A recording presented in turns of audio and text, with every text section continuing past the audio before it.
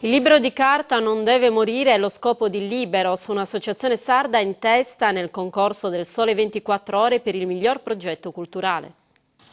148 fra scrittori, editori, librai, bibliotecari, associazioni culturali, festival, uniti in Sardegna per salvare il libro, per rendere più agevole l'accesso alla lettura.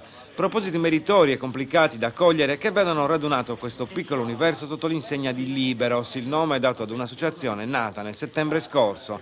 Il primo scopo di Liberos è affermare che il libro non morirà mai, che continuerà ad esistere, si affiancheranno sistemi di lettura e supporti informatici diversi, ma il libro di carta, la lettura, il piacere della lettura continuerà a essere, per fortuna. Negli ultimi giorni Liberos, con 21 librerie coinvolte direttamente, è impegnata in un concorso per il miglior progetto culturale indetto dal Sole 24 Ore che consegnerà 100.000 euro al vincitore. Le votazioni si svolgono online e chi volesse partecipare può farlo passando dal sito di Liberos. L'associazione sarda è in testa in questo momento. Il successo sarà però decretato da una giuria che da domani sceglierà fra i primi 5. Innanzitutto speriamo di vincere, l'appello è quello di votare dal sito Liberos via mail questo progetto.